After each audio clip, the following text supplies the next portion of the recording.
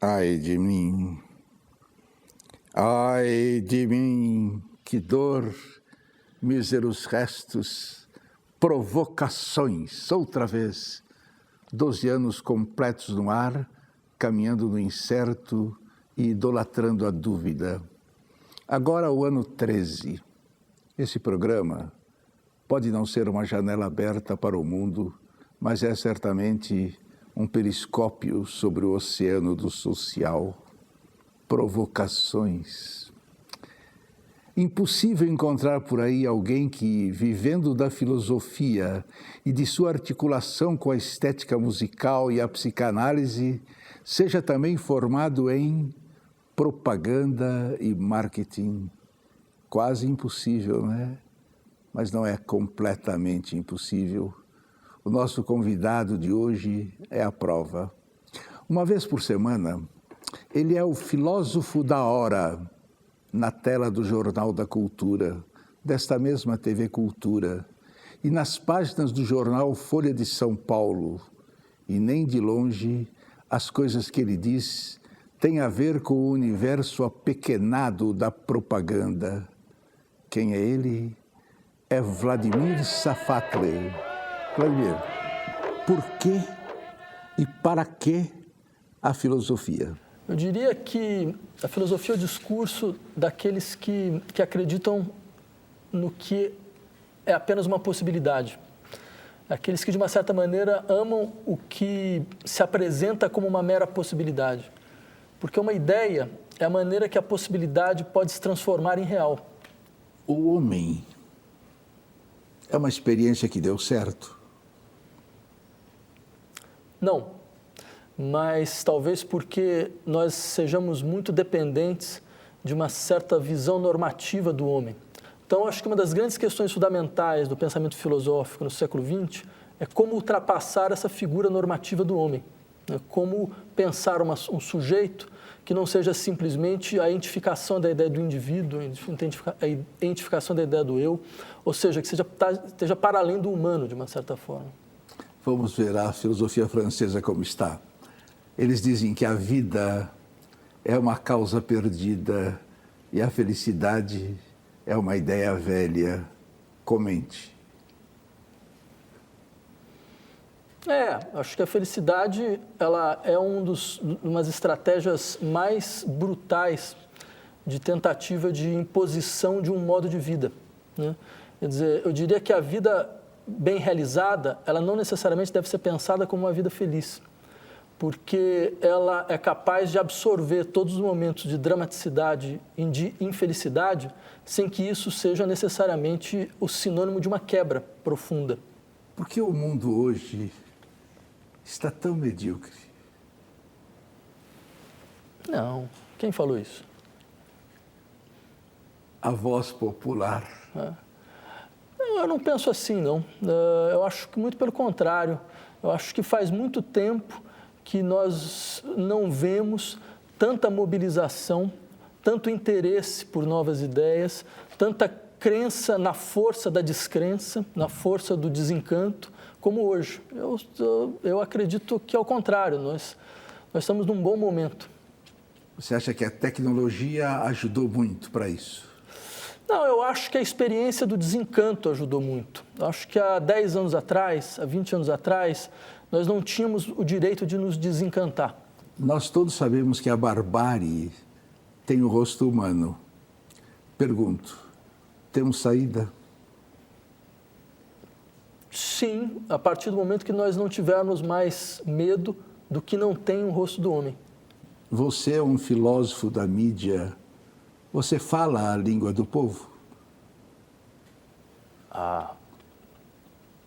Não.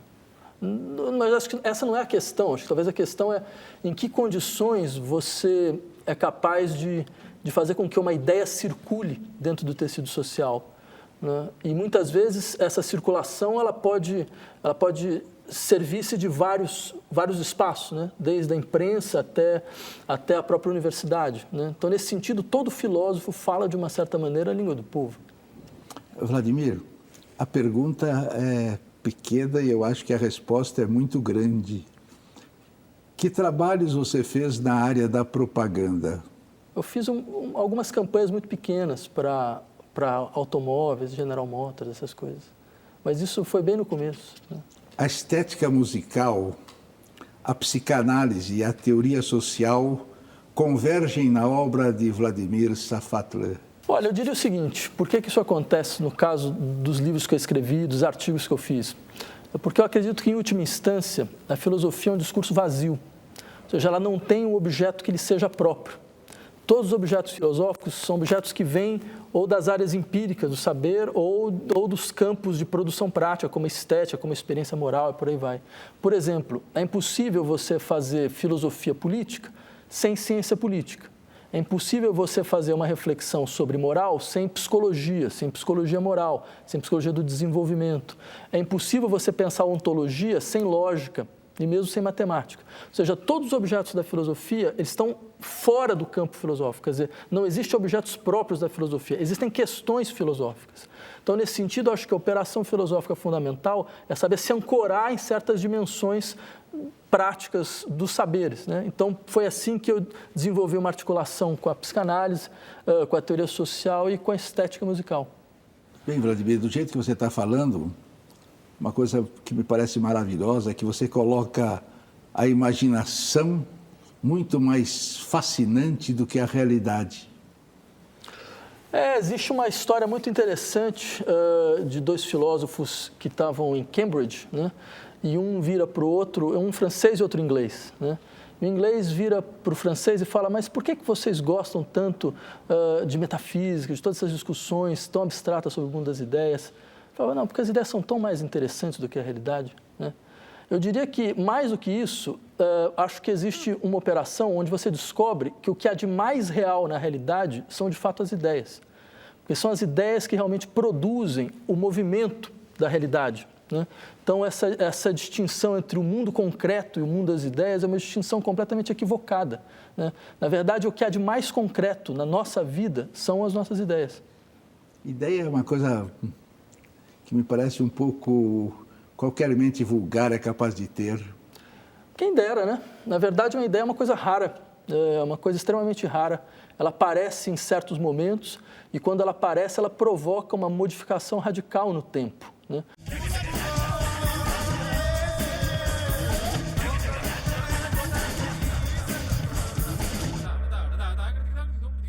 O que você ouviu de criativo na música pós-vanguarda? Se você pensar na música pós-vanguarda, como, por exemplo, a música, as grandes vanguardas dos anos 50 na música, John Cage e Pierre Boulez, o serialismo integral de um lado e de outro lado a chamada Escola de Nova York, eu acho que, por exemplo, hoje você tem grandes compositores extremamente inventivos. Eu poderia lembrar de um compositor húngaro chamado György Kurtag, que é um grande compositor.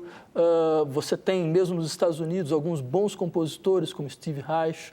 Você tem, na França, alguns bons... O Boulez ainda produz. Mesmo no Brasil, você tem bons compositores, como Flor Menezes. Tá. Na música brasileira, o que você acha? O problema da música brasileira é o seguinte. Um compositor brasileiro chamado Gilberto Mendes, uma vez fez uma descrição muito boa, que era mais ou menos a seguinte. Ele dizia, olha que coisa engraçada a cabeça da elite cultural brasileira. Se você pergunta, afinal de contas, quais são os cineastas que eles mais gostam, eles vão falar Antonioni, Fellini. Se você pergunta quais os escritores que eles mais gostam, então eles vão falar Virginia Woolf e por aí vai. Agora, em músicos, Caetano Veloso e Chico Buarque. Mas sem nenhuma crítica a respeito dos dois, você percebe que há um desnível no processo. Quer dizer, é como se a música clássica não tivesse direito de circulação dentro da vida cultural brasileira. Uma pergunta curiosa. Como vai a educação neste país? Olha, eu acho que a gente teve um bom momento, alguns anos atrás, de ampliação das universidades públicas. Acho que esse trabalho foi um trabalho muito importante, de abertura de novos campi, de abertura de novas universidades. E eu acho que a gente tem um grande desafio, pelo menos nas universidades hoje, que é a internacionalização da produção acadêmica nacional, né? Quer dizer, o português, na verdade, é uma grande tumba, porque isso nos isola como país produtor de conhecimento. Então, acho que há um grande desafio nesse momento, que é conseguir fazer com que as ideias que nós produzimos aqui circulem no resto do mundo. Falamos da educação. E a cultura? Eu acho que nós estamos num momento bastante estranho, porque em todos os momentos de crescimento econômico que o Brasil teve, foram acompanhados por também momentos de explosão criativa, né? Nos anos 30, nos anos 50, mesmo nos anos 70 na ditadura militar. Uma única vez na história brasileira onde você teve crescimento econômico sem uma grande explosão criativa no campo das artes, foi agora. E mesmo assim ela tem 60% dos votos. Sim, porque eu acho que também há uma série de questões que não são só questões ligadas à política governamental, mas eu acho que tem uma questão também muito importante, que é, por exemplo, o modelo de financiamento da cultura hoje no Brasil é um modelo onde os diretores de departamento de marketing se transformaram nos verdadeiros gestores da cultura do Brasil. Quer dizer, eles que, de uma certa forma, definem, afinal de contas, o que vai ser produzido ou não. Por exemplo, teve um caso que eu acho emblemático nesse sentido. Uma das maiores fotógrafas da atualidade, Nan Gold, organizaram uma exposição dela no Rio de Janeiro. A exposição teve que ser cancelada porque a companhia de telefônica que estava financiando entendeu que a sua imagem não cairia bem a sua imagem ser associada às imagens das fotografias da Nan Gold, que são fotografias muito ligadas ao universo homossexual de Nova York, coisas desse tipo.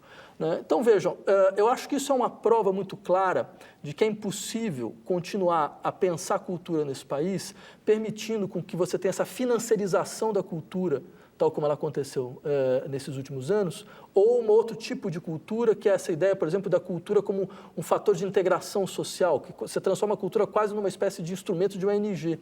Nenhum nem outro dão conta daquilo que a cultura realmente tem direito de ter, que é ser respeitada em sua autonomia. Quando eu vou falar com a juventude, quando eu falo qualquer coisa sobre a ditadura, eles levam um susto, eles não sabem nada, absolutamente nada. Eu não sei por que eles não se integraram a procurar, pelo menos na internet. O que sobrou da ditadura para essa juventude neste país? Sim, mas essa é uma questão muito interessante, porque olha só, as pessoas que hoje fazem escrachos, ou seja, que pegam os antigos torturadores e fazem apresentações públicas dessas pessoas, que vão na porta da casa do sujeito e começam a dizer, aqui mora um torturador. Uster. Por exemplo, o Ustra e vários outros, são todos jovens de 20 e poucos anos, que não têm relação alguma com o que aconteceu, porque não são pessoas, o meu pai foi preso, alguma coisa assim.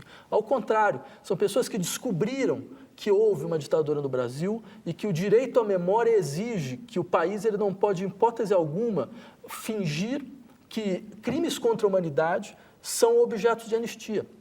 Crimes contra a humanidade nunca podem ser objetos de anistia. Até porque, veja, a lei de anistia, ela tem um dado muito interessante. Se você for na lei, se você lê, de fato, o que está escrito na lei, a lei diz muito claramente, não caia sob anistia aqueles que fizeram crimes de sangue. Tanto foi assim que os membros da luta armada que participaram de ações que tiveram vítimas, eles não foram liberados em 1979. Eles ficaram por mais tempo e depois tiveram uma redução das penas. Ou seja, eles não foram objetos de anistia. Então, quando se pede hoje que os torturadores sejam presos, é simplesmente para dizer, veja, a anistia valeu só para um lado. Para o lado da luta armada, ela nunca valeu. Então, essas pessoas que torturaram, que assassinaram, que sequestraram, que esconderam cadáveres, certo? Que estruparam, certo? Todas essas pessoas, elas não podem ter a guarida de uma lei de anistia.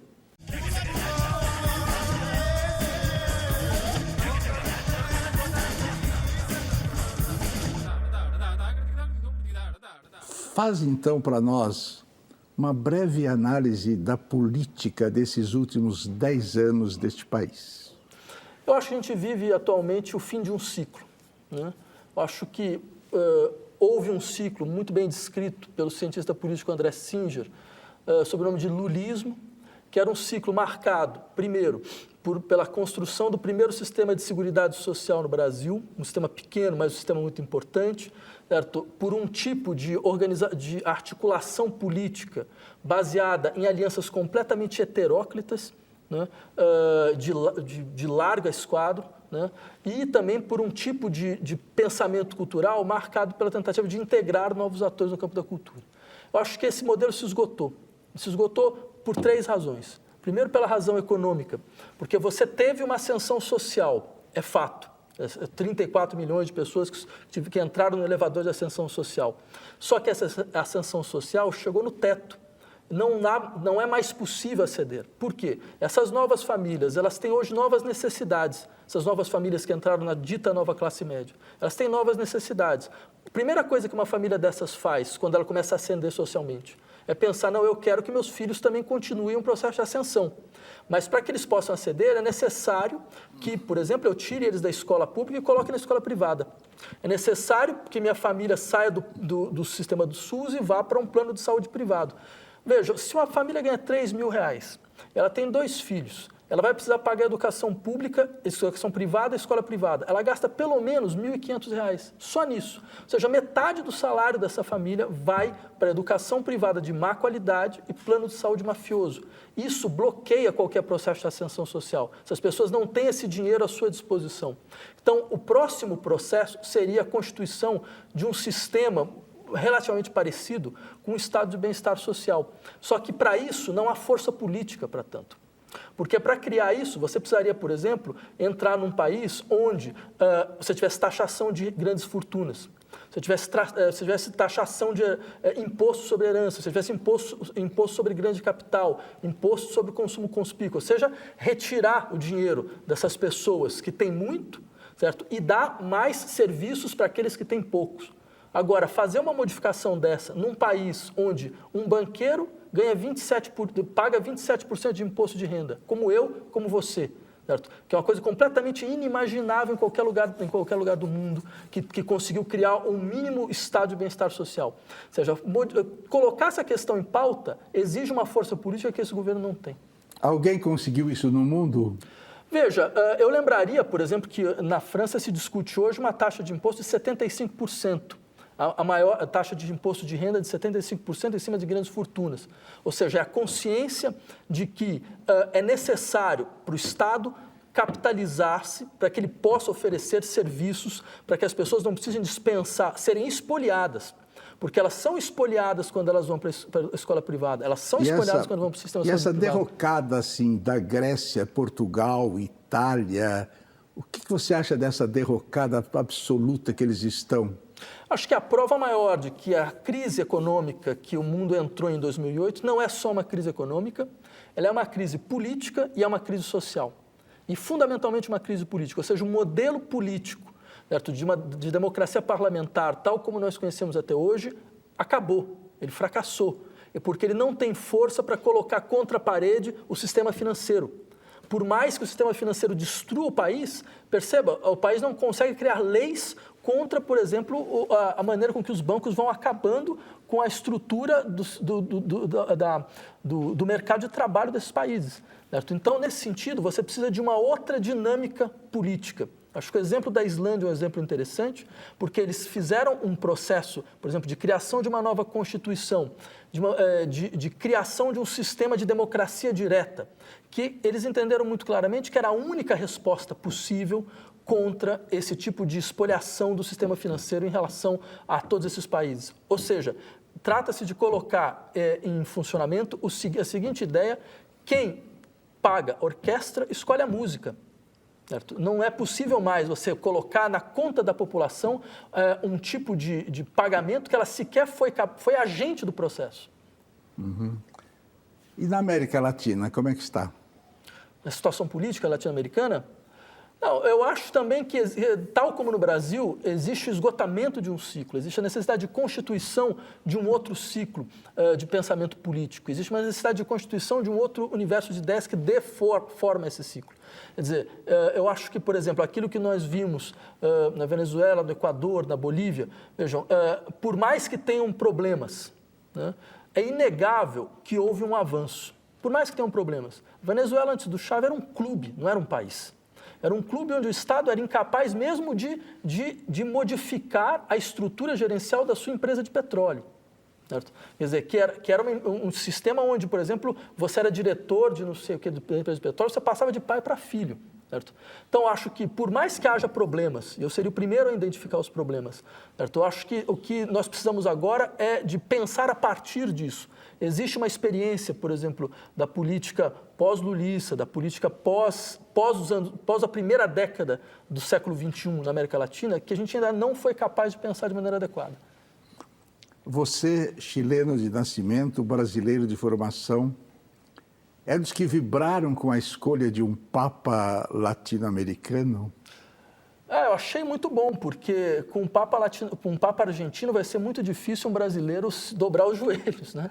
Ou seja, não, muito pelo contrário, eu acho que a Igreja Católica ela entrou dentro de um processo muito ruim, certo? Porque é um processo no qual ela se transformou na ponta de lança do conservadorismo mundial, né? Quais são as grandes questões que a Igreja Católica discute hoje? Aborto, certo? Casamento homossexual, problemas de costumes, ou seja, ela está muito mais preocupada com os corpos das pessoas do que o que poderia ser sua alma, certo? Então, acho que ela demonstra muito claramente essa estrutura biopolítica de administração dos corpos que deveria ter sido desativada há muito tempo. Incluindo a pedofilia.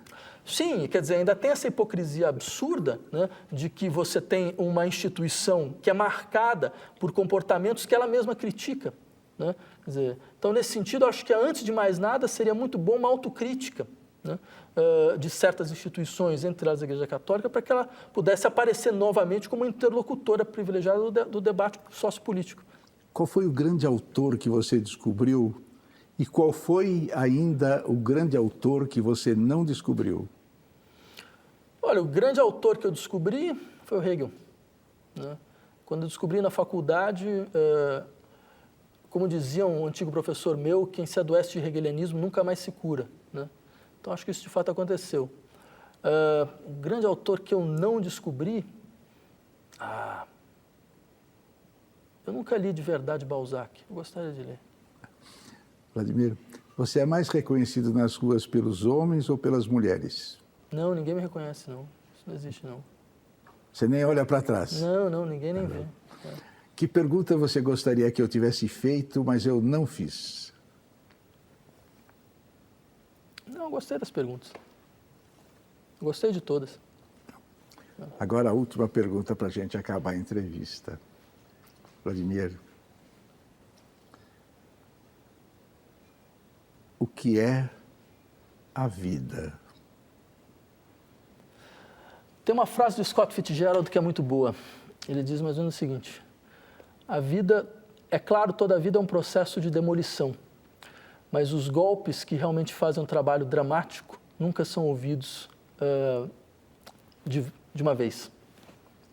Vladimir, o que é a vida? Então, eu fico com essa frase.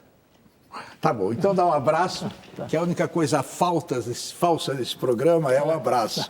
Aí ele fotografa e só sairá no jornal se você morrer ou eu. Vivemos num tempo de chantagem universal que toma duas formas complementares de escárnio. Há a chantagem da violência e a chantagem do entretenimento. Uma e outra serve sempre para a mesma coisa: manter o homem simples longe do centro dos acontecimentos.